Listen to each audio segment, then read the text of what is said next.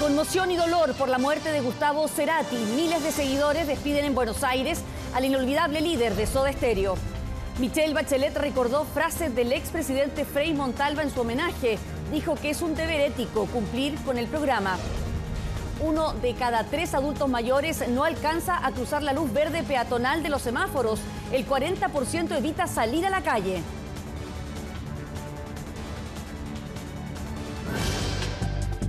Presentamos 24 horas Central.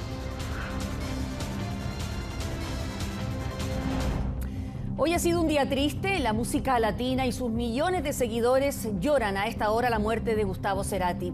Fue un accidente cerebrovascular el que se llevó tras 4 años de coma al que es considerado uno de los mejores músicos argentinos y voz de una generación. A esta hora, el ex líder de Soda Stereo está siendo velado en la legislatura porteña y allí está nuestro corresponsal Roberto Cox. Roberto, buenas noches.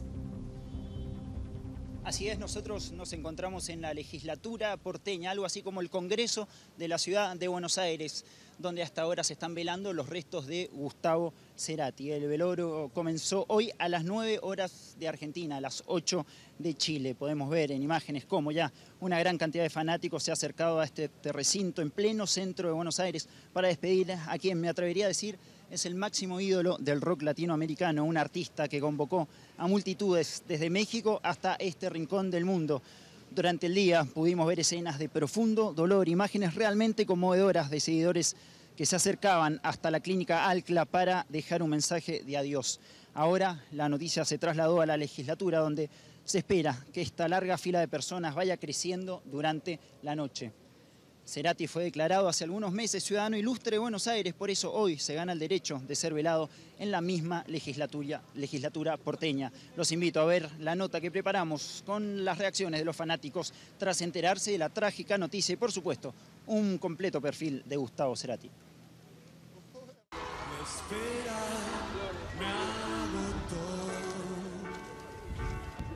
No sé nada de vos. Me duele. No lo conocí, pero yo lo quería igual.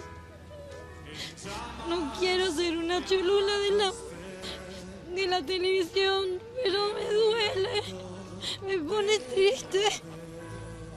Teníamos muchas esperanzas, pero nada, se fue. No te puedo decir otra cosa, estamos muy tristes. Vamos a recordarlo de la mejor manera. ¿Qué otra cosa puedo hacer? A sus 55 años, el corazón de Gustavo Cerati dejó de latir. Tras poco más de 4 años en coma, el ex líder de Soda Stereo dijo basta. A las 10 de la mañana, el rock latinoamericano se vestía de luto. Nacía la leyenda. Gustavo, en hora de la mañana, falleció como consecuencia de un paro cardiorrespiratorio, del cual no tuvimos la posibilidad de revertirlo. Una de las complicaciones que suelen tener estos cuadros puede ser lamentablemente estas, y bueno, así se dio. Fueron 4 años en los que sus seguidores vivieron alimentados de la esperanza, la fe en verlo despertar, una espera que finalmente llegó a su fin de la manera menos deseada. Todos los días de nuestra vida, desde que está acá internado, que teníamos la esperanza, pero nada. Ahora va a descansar, pobre. Perdón, chicos, me siento mal. Yo me despertaba en la esperanza de escuchar en la radio, en la tele, en algún lado, que él despertó. Que él está, que se está recuperando. Yo esperaba eso totalmente. Conmovedoras palabras de despedida dejaban sus fanáticos en los murales frente a la clínica. Uno de ellos con la foto de Gustavo en su último recital en Buenos Aires, aquel que dio en ayuda a las víctimas del terremoto de 2010 en Chile. Él es un avatar de la música. Es un ser especial que logró llegar a millones de personas al alma. Y gracias por todo. Por todo, porque Gustavo es música, es sabiduría, todo. De la clínica Alcla, el cuerpo de quien fuera declarado hijo ilustre de la ciudad fue trasladado a la legislatura porteña, lugar donde será velado un artista que seguirá uniendo a generaciones con su música. Y eso, la ciudad de la furia está oscurecida, digamos. Gracias totales. Otro crimen quedará sin resolver.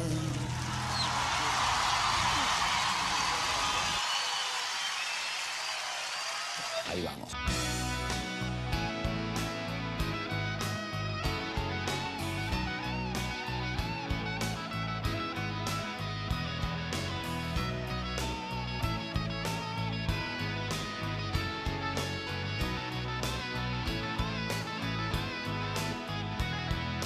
Lo que todos temieron durante 4 años ocurrió. Fue una agonía sentida, lenta, aferrada a la esperanza de que la voz de Gustavo Cerati se volviera a escuchar, que despertara del coma profundo, tomara su guitarra y, como llamó a la gira del reencuentro de Soda Stereo, lo viéramos volver. Estaré a 1.000.000 de años luz.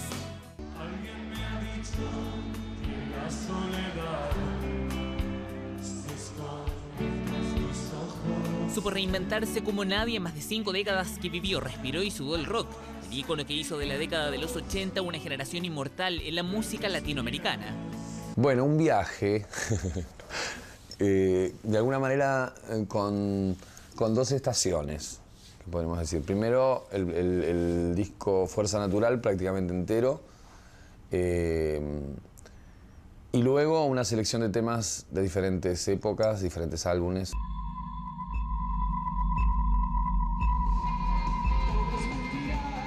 Así el trasandino definía en su última entrevista para TVN El Show, en el que presentaría su disco Fuerza Natural en Chile, el mismo trabajo que pocos meses después lo llevaría a Caracas el 15 de mayo del 2010, la noche de su último concierto en vivo. Gustavo está fuerte, esperamos que no abre aún los ojos, ¿no? Pero esperamos reacciones positivas más adelante. Sabemos que es una enfermedad larga y difícil, pero no perdemos la esperanza. Soda Stereo. Ella durmió al calor de las masas. Fanático de los Beatles, Pink Floyd o David Bowie, desde los 9 años comenzó a definir su gusto en la música. Amante del tabaco, llegó a fumar hasta 40 cigarrillos diarios. Fiel admirador de The Police. Fue en ellos que junto a Zeta Bosio inspiró el estilo de Soda Stereo en 1982.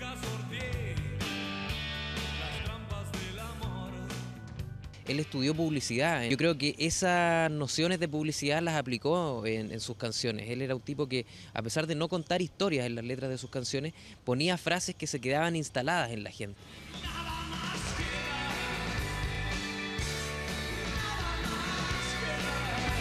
Junto a Charlie Alberti se formaría el trío que los llevó a los escenarios más importantes del continente, entre ellos al del Festival de Viña. Un gusto por nuestro país que tiempo después se sumaría Cecilia Menábar, con quien tuvo 2 hijos, Lisa y Benito. No solo no hubiéramos sido nada sin ustedes, sino con toda la gente que estuvo a nuestro alrededor desde el comienzo. Algunos siguen hasta hoy. Gracias totales. Cuando yo construí el estudio de grabación Sonus, ahí en Bellavista, él empezó a ir a hacer llamas, a estar ahí porque le gustaba estar en el estudio. Y justo en esos días estaba pololeando con la Cecilia Menábar, que se convirtió en su señora. Y ella era escolar, entonces no la dejaban mucho salir. Era como el lugar ahí del amor. Ahora la relación personal, increíble, porque un ser humano, era un ser humano. El después, o sea, una relación de una simplicidad tremenda. Una amistad que se afianzó en Chile mientras producían el disco Sueños en Tránsito de Nicole, el trasandino que marcó el quiebre en la carrera de la chilena. Fue un cambio y súper violento para la Nicole también. Venía de Dame Luz y después pasamos a Despiértame. 7 discos con Soda Stereo durante 15 años, 10 en solitario que incluyeron 5 trabajos de estudio, conciertos orquestados hasta composiciones de música para películas. Fue el 2001 cuando el Estadio Nacional volvió a revivir la magia de su banda inicial con la gira Me Verás Volver. Quizás es una buena noticia, él ya está descansando, estaba en un estado en que no progresaba, no había ningún tipo de avance. Entonces, yo creo que él ya no estaba acá hace ya 4 años, desde el 2010. En la Embajada de Argentina en Chile se abrió un libro de condolencias para los fanáticos que quieran despedir al cantante. Las puertas se abrirán a las 9 de la mañana de este viernes. Artista camaleónico, ecléctico, que volvió a Chile cuando quiso. Un país que le abrió las puertas de par en par, donde incluso desarrolló su propia línea de ropa. Un país que, como muchos hace 4 años, se conmocionaba ante su accidente cerebrovascular, del que este jueves sus fuerzas simplemente no dieron más.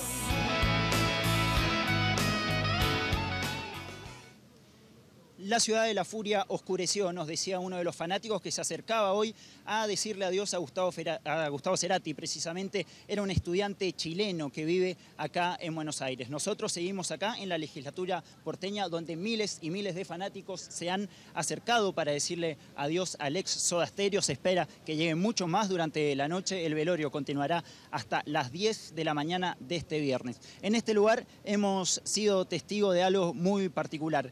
Generaciones se han dado cita acá en este lugar. Hemos visto a hijos con sus padres, abuelos con lágrimas en sus ojos. Sin duda, la varita mágica de la música de Gustavo Cerati ha tocado a generaciones que hoy le rinden el último adiós. Así es, al menos 3 generaciones. Gracias, Roberto. Bueno, queremos contarles que en 24horas.cl hemos subido muchísima información sobre la obra y el legado musical de Gustavo Cerati. Ahí podrán encontrar sus canciones, más importantes aspectos desconocidos de su vida y las reacciones que ha generado su muerte. También, después de la teleserie de esta noche, No abras la puerta, tendremos una edición especial de Informe Especial con un homenaje también a Gustavo Cerati. Seguimos con otras noticias. Incrustados en el muro de una casa en Recoleta, terminó un grupo de delincuentes que huía de carabineros en un vehículo que le había robado a su conductora en Vitacura. Las imágenes del operativo en la nota de Carla Rodríguez. El muro de esta casa fue lo que finalmente detuvo la loca huida de un grupo de delincuentes en esta camioneta. Todo se inició cuando estos motoristas obtuvieron la confirmación de que la 4x4 había sido robada durante el día en la comuna de Vitacura. Es ahí cuando se inicia una persecución policial por varios kilómetros por la comuna de Recoleta.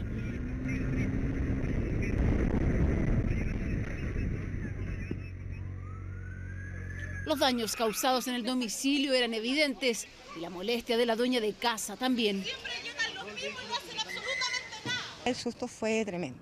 O sea, me imaginé que esto había sido mucho más grave, que habían atropellado a alguien. Espero que alguien lo repare. La afectada del robo fue una mujer de 41 años que detuvo la marcha de su vehículo para poder hablar por celular. En ese instante fue amenazada por los 3 delincuentes, quienes la intimidaron con un inmovilizador eléctrico en su cuello, pero este último aparentemente no funcionó. Ella iba con su cinturón de seguridad y al momento que fue abordada por los sujetos, no alcanzó a sacárselo, y esos fueron los daños, las lesiones que se produjo. Finalmente, los 3 delincuentes fueron detenidos. Se trataba de un adulto y 2 menores de edad. La justicia determinó que el primero de ellos quedara con arresto domiciliario nocturno, mientras que los adolescentes en libertad y bajo la supervisión del Sename. Y el INE finalmente logró actualizar cuántos somos: 17.819.000 chilenos, 98 hombres por cada 100 mujeres. También somos una población que envejece a pasos agigantados y que tiene una tasa de inmigrantes que se ha más que duplicado en una década. Claudio Fariña con el informe. El tiempo pasa. Vamos poniendo viejos. Chile es un país que está transitando hacia el envejecimiento. ¿Ya? El número de personas de 60 años y más, 2,6 millones. El adulto mayor representa hoy en día un 15% de la población total y ha aumentado con respecto al 2002 en 4 puntos porcentuales. La primera conclusión que quiso entregar la directora del INE con el jefe del subdepartamento de demografía. Y claro, porque hace 12 años, por cada 41 adultos había 100 niños en Chile, 70 en la actualidad, y en solo 6 años más serán 88. Paso acelerado a la población longeva, algo que se intuía, ahora se confirma, cuando muchos se siguen preguntando, ¿y cuántos somos los chilenos? La pregunta que todos quieren saber, ¿cuántos somos? Hoy día, 2014, la estimación de población asciende a 17,8 millones de habitantes. Y esto se divide entre 8,8 millones de hombres y 9 millones de mujeres, ¿ya? Esto nos da un índice de masculinidad de un 98%, es decir, Por cada 100 mujeres hay 98 hombres. Y este era uno de los índices que se caía dramáticamente en la información que se levantó en el 2012. Desde el punto de vista de la migración internacional, Chile ha pasado de ser un país de tránsito a un país de destino. Ya no nos usan como pasadizo para ir a Brasil o a Argentina. Hoy vienen y se quedan. Un inmigrante por cada 1000 habitantes había el 2002, 2,4 una década después. Datos trascendentes para tomar políticas públicas. La confianza en las estadísticas públicas es fundamental en un país. Y sabemos que los eventos que han ocurrido recientemente en estas materias no fueron en esa dirección y por lo tanto lo que tenemos que hacer entre todos es trabajar decididamente en esa dirección. ¿Era esto o quedarse con las proyecciones de población del 2002? En realidad, según las autoridades, una actualización mientras llega la información del censo abreviado que el gobierno tiene fijado para el mes de abril del año 2017.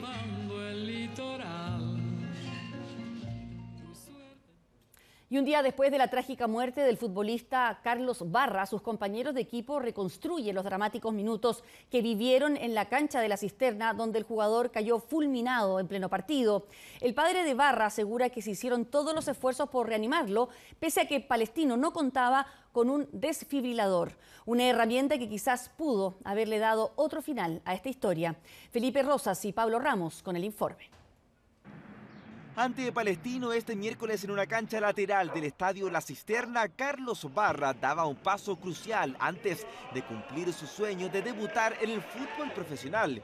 El técnico de Maipo Quilicura lo quería aprobar para que se estrenara el fin de semana ante Deportes Valdivia en la segunda división profesional del fútbol chileno. Esto a pesar de que no tenía contrato y de que no le iban a pagar como jugador. Él, como tenía su trabajo, él aceptó jugar gratis, porque se le dijo que no había como para cancelarlo.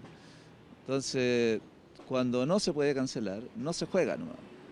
Pero él quería jugar. Pero el sueño del volante tuvo un final dramático. En ese amistoso cayó fulminado por un infarto y murió en la cancha de la Cisterna. Tras ello, que a menos de 24 horas del fallecimiento, el técnico de Maipo Quilicura, aún choqueado, decidió dejar su cargo en el equipo. Hoy renuncié. Esto de Carlitos rebalsó el vaso, ¿no? Fue la gota que rebalsó el vaso, porque Carlitos conversó conmigo, él quería jugar, no le podían hacer contrato, le pedí que no, Carlos, si tú juegas tienen que contratarte. Un día después del incidente, el plantel del club que representa a la comuna de Buin volvió a las prácticas y varios de sus integrantes colaboraron en reconstruir la historia. Enfrentó llegando al área, remató y el arquero tapó el tiro y él volvió a tomar posiciones. Los dos hicimos una jugada por la orilla y él remata al arco y de vuelta lo vemos que está tirado en el piso y sin reacción. Y se desvaneció. Puso los ojos blancos y ahí empezaron a hacerle la reanimación, pero no hubo caso. Los paramédicos de Palestino lo reanimaban, pero no se podía hacer nada. Llegó la ambulancia 20-25 minutos después. Estuvieron como 40 minutos tratando de reanimarlo, le pusieron droga a la vena, adrenalina que me dijeron que le habían puesto, choque eléctrico, todas las cosas y no hubo caso. Con el solo hecho de hacer masajes con presiones torácicas adecuadas, teóricamente tú lo puedes mantener con un chance de vida hasta que aparezca, como les digo, algo más avanzado. Avanzado como un desfibrilador, aparato que recién llegó al estadio La Cisterna en la ambulancia y cuando ya era tarde, Palestino no disponía de esta herramienta médica común en los clubes de primera división. Nos dijeron que, por lo que nos comentaron algunos jugadores, no existía el desfibrilador porque se lo habían robado. En ese lugar no había desfibrilador. Nada, solo atención del cuerpo técnico de Palestino. Nosotros hablamos con los paramédicos de Palestino y ellos no tenían una maquinita que hacían para... Desfibrilador. Eso le faltaba y parece que ellos no tenían. La familia de Carlos Barra en tanto descarta que el jugador sufriera problemas cardíacos. Cuando él era chico tuvo como un dolor en el pecho jugando, se llevó a médico, todo eso se le hizo una cosa que le colgaban a la vena, todas esas cosas y no salió nada. La ANFP ordenó un minuto de silencio para los partidos de este fin de semana, mientras que el duelo entre Maipo Quilicura y Valdivia, programado para este sábado, fue postergado para que los compañeros de Carlos Barra asistan al funeral. Y otros 2 cajeros automáticos fueron reventados usando gas anoche en Santiago. Un problema recurrente que enfrenta al subsecretario del Interior, que quiere responsabilizar a los bancos, mientras que ellos insisten en que no es legalmente posible. Ricardo Olivares y los detalles de esta reavivada polémica. Estas imágenes se han vuelto recurrentes durante el año. Un cajero más fue atacado anoche por delincuentes con la técnica de la saturación por gas. Este supermercado de la calle Lira con Santa Isabel en la comuna de Santiago fue el blanco de los ladrones, quienes tras el estallido escaparon con todas las gavetas de dinero. Un segundo robo del mismo tipo afectó al dispensador de otro supermercado de la misma cadena, pero en Maipú. Cajero detonado es cajero multado. Palabras del subsecretario del Interior el martes de esta semana. Ese día recordó que de los más de 8.000 cajeros que funcionan en el país, al 31 de agosto 2.850 ya deberían tener instaladas las nuevas medidas de seguridad acordadas con las entidades bancarias para evitar los robos. De lo contrario, se aplicaría una multa de 40 millones de pesos. Sin embargo, el presidente de la Asociación de Bancos, Jorge Aguad, en declaraciones al Mercurio señaló que no hay relación entre la explosión de un cajero y una multa, pues no existe ninguna disposición legal para sancionar por cajero detonado. El mismo Alegui hoy respondió.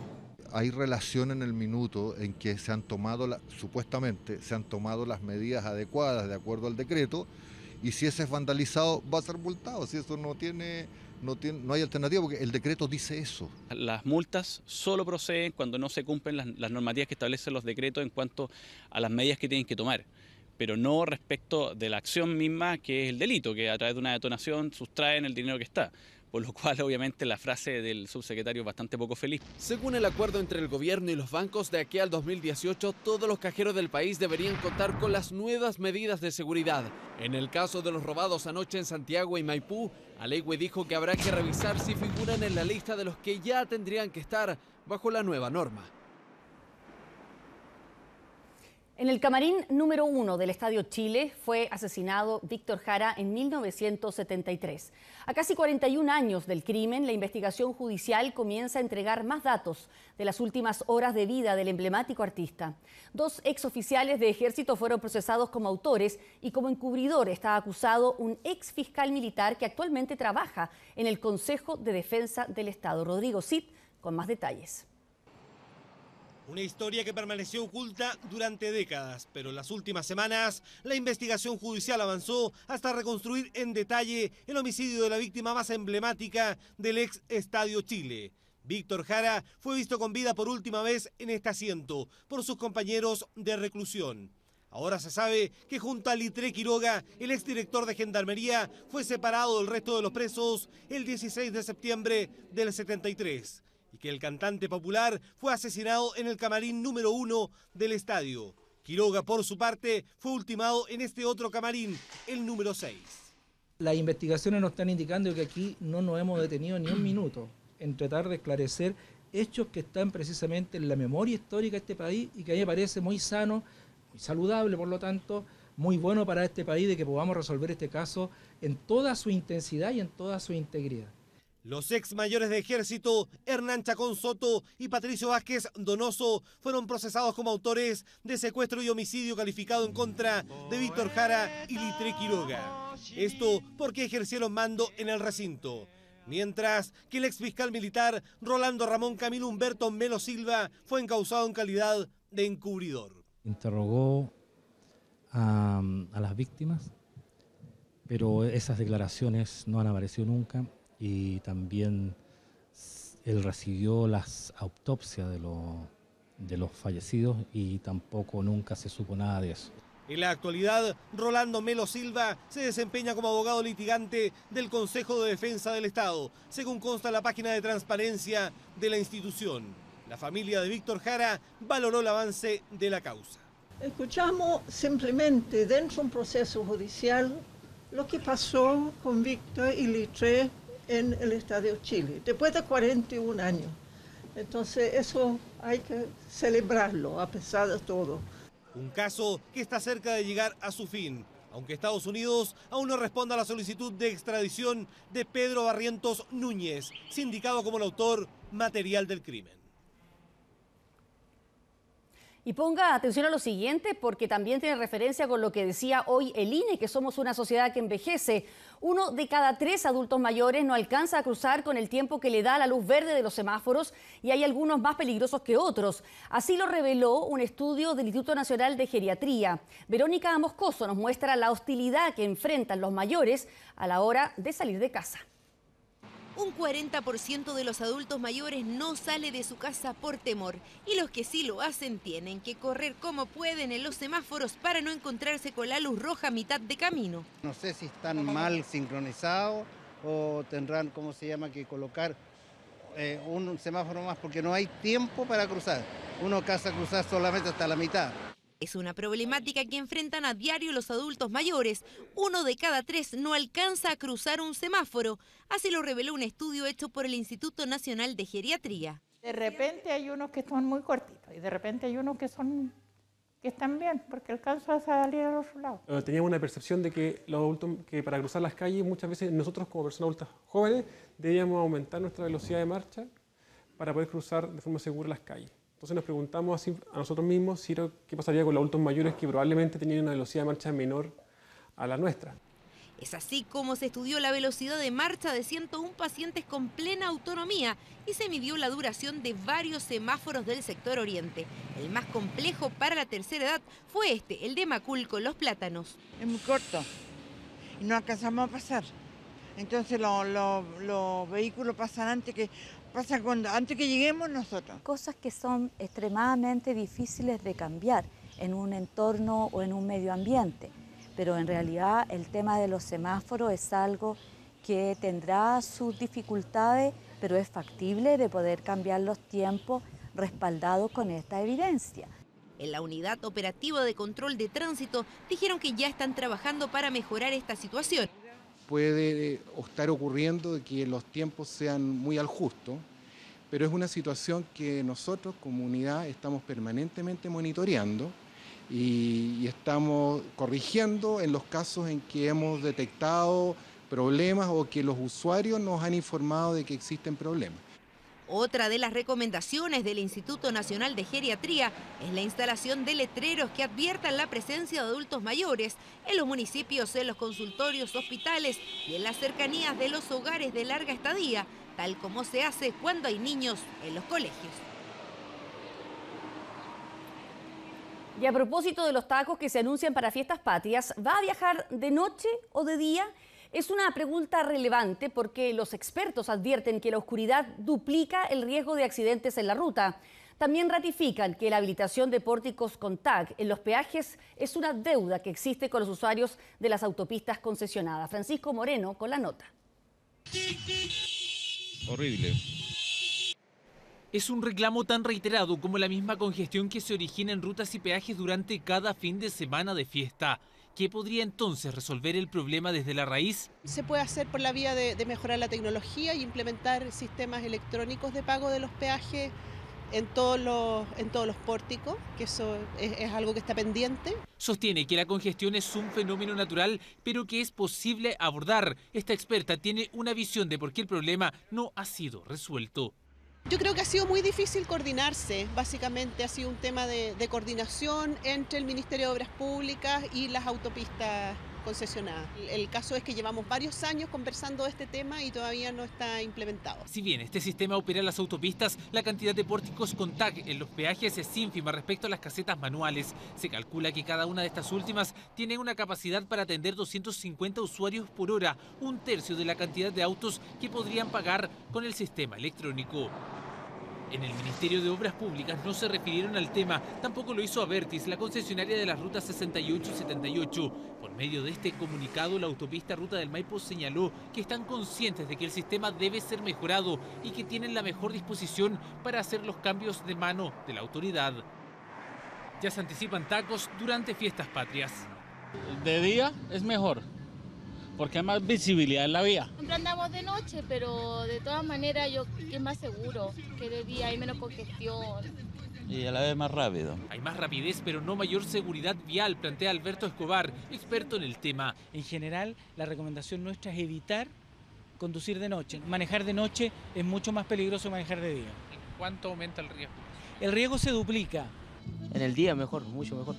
Lo encuentro por la visión, todo mucho mejor en el día. Es lo ideal porque la conducción nocturna genera más equivocaciones. Aumenta la tensión, el estrés del conductor. Hay que atacar el problema desde los factores que más inciden porque la congestión no se puede eliminar, dicen. Pero si va a viajar, los expertos recomiendan que lo haga con la luz del día. Miles de trabajadores y estudiantes salieron a las calles este jueves para exigir reformas laborales.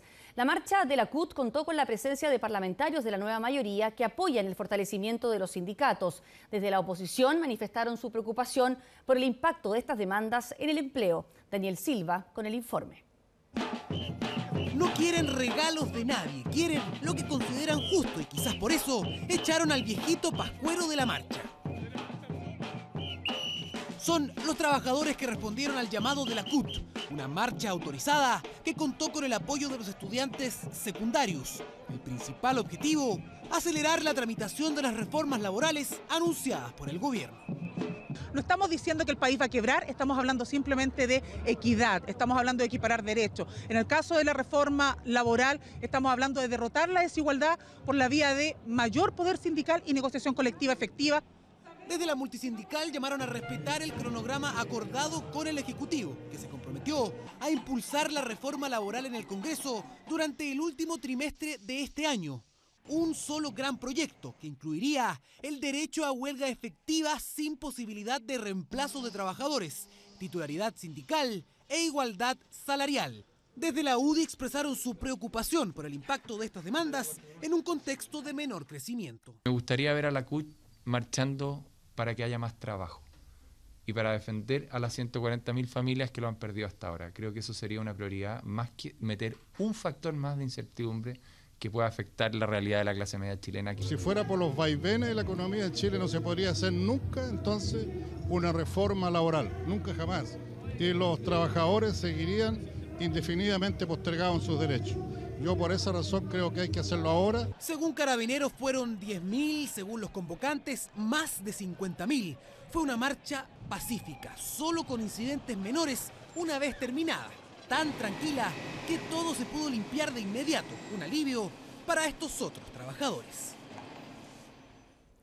Cumplir con los ciudadanos es una exigencia ética, dijo hoy la presidenta Michelle Bachelet, citando una frase de Eduardo Frei Montalva. Ello en medio de la conmemoración de los 50 años del triunfo del exmandatario en las elecciones. El acto no estuvo exento de polémica a raíz de la ausencia de Ricardo Lagos Escobar. Antonio Ruiz con los detalles.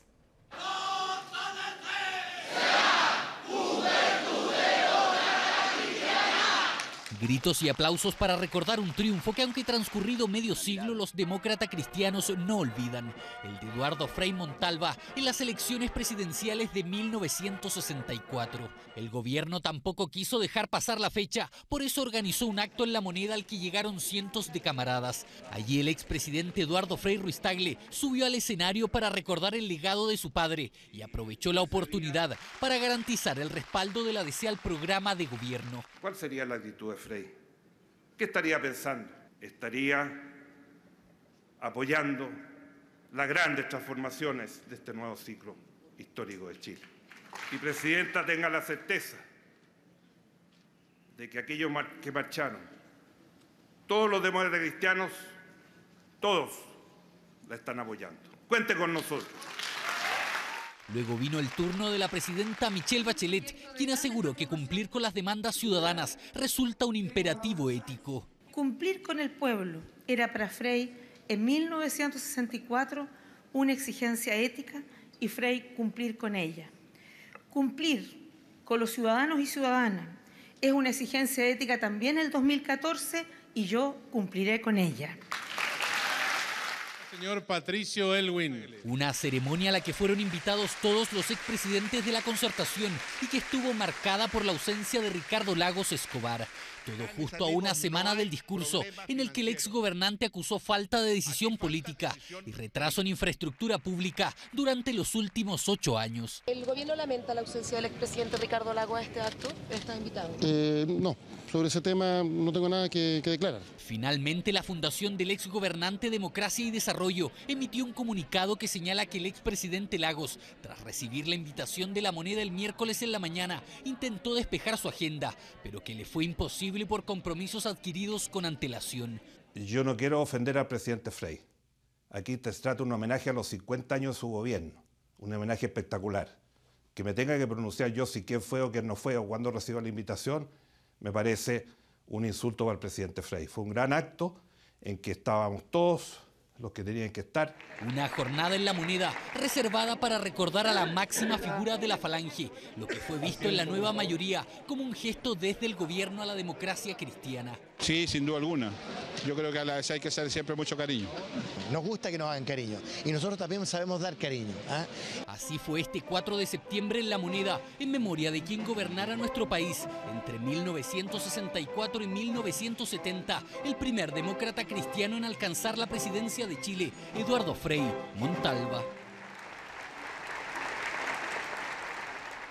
Y seguimos en política porque una baja de 5 puntos registró la aprobación a la gestión de la presidenta Michelle Bachelet.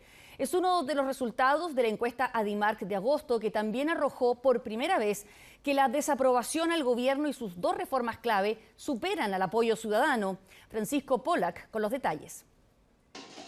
La reforma tributaria en su recta final, la reforma a la educación en pleno debate y un complejo presente económico. Es el escenario en que llegan las más recientes cifras de Adimark. Según el sondeo, la aprobación a Michelle Bachelet bajó de 54 a 49% en agosto. Una caída de 5 puntos respecto a julio, junto a un alza en la desaprobación. La misma tendencia se ve en la evaluación al gobierno. Por primera vez son más los que desaprueban a la actual administración que quienes la respaldan. El gobierno de la presidenta Bachelet demostró ser un verdadero fracaso cuando se van a cumplir 6 meses. Se está desplomando, se está desfondando. Y las consecuencias se están viendo cuando se venden ilusiones y no se cumplen esos compromisos. Yo encuentro normal lo que está pasando porque cuando las reformas están en su fase de desarrollo, de ejercicio, generan todavía mucha inquietud. Hay mucha opinión que da vuelta, hay una campaña de demonización, no cabe ninguna duda. Los cambios que impulsa el gobierno también fueron sondeados. La reforma tributaria tiene más rechazo que respaldo. La reforma educacional, por su parte, muestra una tendencia más equilibrada, aunque también con mayor desaprobación. En la alianza piden modificaciones a los proyectos de ley. Creo que la ciudadanía le está diciendo que están por un mal camino. Por eso, el cambio de rumbo es indispensable. Tenemos que tomar nota de la encuesta de Adimark y de las distintas encuestas. No hay que minimizarla, pero tampoco hay que dramatizar. Las bases del país, las bases de la economía son sólidas. Datos que llegan justo en la semana previa a la casi inminente aprobación de la reforma tributaria en el Congreso. Cuando se haga efectiva esta reforma, los resultados positivos van a estar a la vista. Los datos indican una clara señal de que tenemos que trabajar, tenemos que redoblar nuestros esfuerzos, tenemos que trabajar más por resolver los problemas de los chilenos. ¿De qué forma? Cumpliendo todos y cada uno de los compromisos adquiridos con la ciudadanía. La fotografía actual instala a Nicolás Eizaguirre como el peor evaluado del gabinete. El ranking es liderado por el canciller Heraldo Muñoz, seguido por Claudia Pascual, Jimena Rincón, Álvaro Elizalde y Javiera Blanco. Llamando a la unidad dentro del Islam y criticando a los infieles, reapareció el líder de Al-Qaeda, que volvió al escenario internacional en pleno auge del Estado Islámico. Pero estas 2 organizaciones terroristas no son desconocidas entre sí. De hecho, tienen un pasado en común. Magdalena Garrido nos cuenta. Cuando los ojos del mundo están puestos en los crímenes y crueldad del Estado Islámico, Al-Qaeda movió una ficha. Su líder, Ayman al-Zawahiri, apareció en un video anunciando una nueva filial del grupo en Asia. Esto es para ayudar a levantar la bandera de la yihad y el regreso del dominio islámico en esa región. Dominio y liderazgo que Al-Qaeda ha ido perdiendo frente al auge del Estado Islámico en Irak y Siria. Oportunidad entonces para al-Zawahiri de sacar partido de la inestabilidad social y étnica que se vive en las regiones del subcontinente indio. Es una disputa de liderazgo en el mundo yihadista musulmán, fundamentalmente a partir de visiones distintas. Visiones distintas pero que partieron unidas. Estado Islámico fue franquicia de Al-Qaeda hasta que su interés en Siria y la brutalidad de sus acciones terminaron por separarlos a comienzos de este año. no tienen ningún sentido básico por la vida humana. Más bien es un fanatismo radicalizado, religioso, que se difiere un poco de Al-Qaeda. Que Al-Qaeda, si bien está en una yihad, digamos, en una guerra santa, por decirlo de alguna forma, tiene límite. Límites, por ejemplo, de no oprimir a la población local, sobre todo a quienes profesan el Islam. Lo que hace hoy día Al-Qaeda y el dirigente de Al-Qaeda es criticar un poco a ISIS.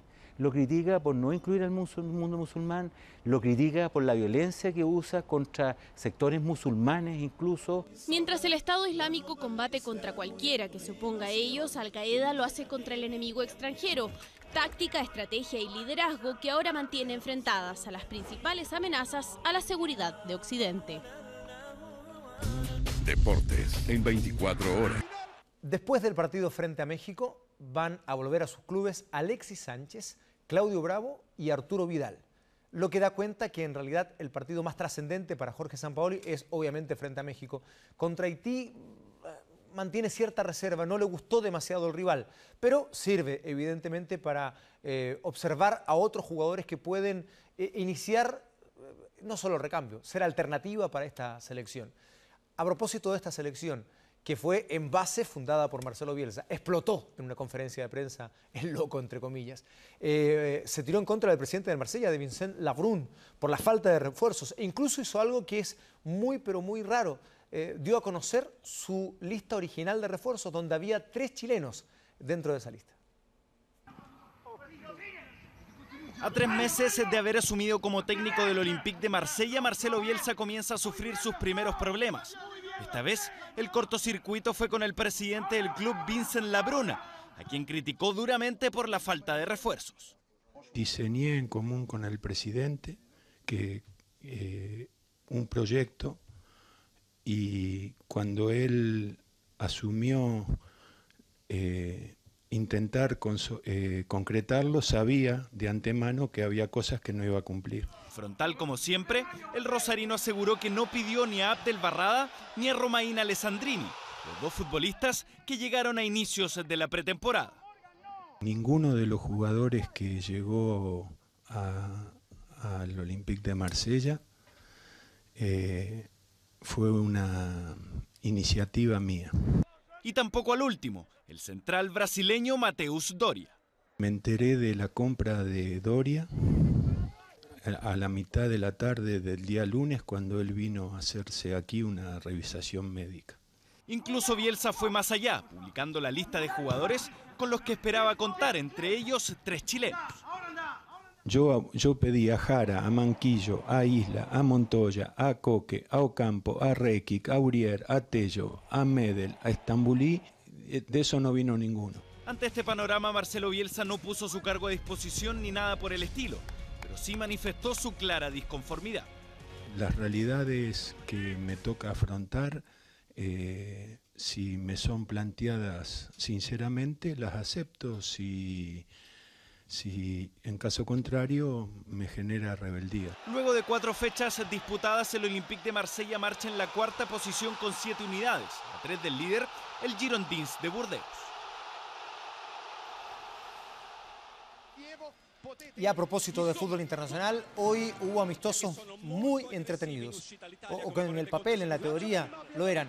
Por ejemplo, este de Italia y Holanda, donde el cuadro italiano de discreta participación en el Campeonato del Mundo dio cuenta de Holanda, que sí jugó un buen mundial.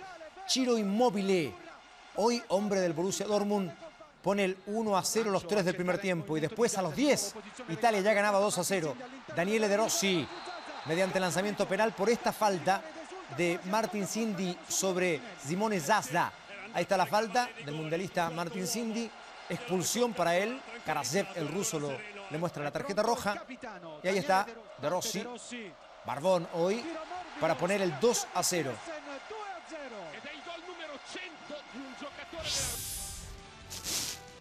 Celebraba Antonio Conte, nuevo técnico de la selección italiana tras el Campeonato del Mundo. Vamos con Francia, que enfrentaba a España, que inicia su reconstrucción tras la Copa del Mundo. Rémy pone el 1-0, que sería definitivo en el Stade de France de París ante 80.000 personas. Nada puede hacer Iker Casillas ante el gol del compañero de Isla y de Vargas, porque juegan el Queen's Park Rangers. Gana Francia 1-0 a España. Nos vamos a Suecia con Zlatan Ibrahimovic, que por supuesto siempre está presente. En el 1-0, los 3 del primer tiempo, frente a Estonia, el capitán sueco. Y después, ¿qué más va a hacer? El 2-0. Pase de Larsson y aparece Zlatan Ibrahimovic para el 2-0. Ojo que el próximo partido, entre lunes y martes, de varias de estas selecciones, es por clasificatorias para la Eurocopa. Y aquí estamos con Irak recibiendo a Perú en el Maktoum bin Rashid de Dubái.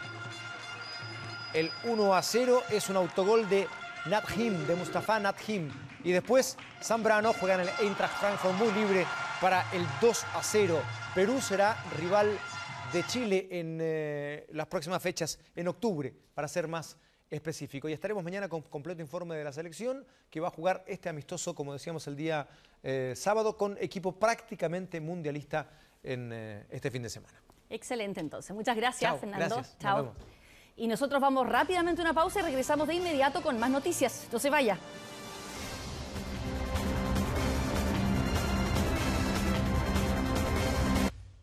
Y Hollywood también hoy está de luto. Perdió a quien fuera el ícono de la cobertura de alfombras rojas, la comediante y presentadora de televisión Joan Rivers. La estrella del programa televisivo Fashion Police se encontraba grave luego de que la semana pasada sufriera un paro cardiorrespiratorio durante una operación a sus cuerdas vocales. Su muerte a los 81 años fue confirmada por su hija a través de un comunicado, al tiempo que se informó que la clínica en la que se sometió a la cirugía será investigada por el Departamento de Salud de Nueva York. El humor negro y sus duras críticas hicieron de Joan Rivers todo un personaje, sobre todo por sus ácidos comentarios de moda que apuntaban directamente a las estrellas de Hollywood. Los católicos exigimos que se respete el Padre Nuestro. Así de categórica fue la respuesta de la Conferencia Episcopal de Venezuela a la nueva versión de este rezo que pone al expresidente Hugo Chávez en el lugar de Dios. Natalia López con los detalles.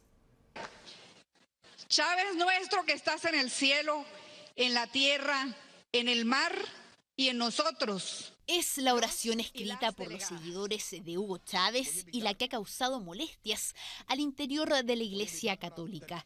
El oficialismo dice que la hizo para homenajear al expresidente, pero fue considerada como una falta de respeto para los símbolos religiosos como es el Padre Nuestro.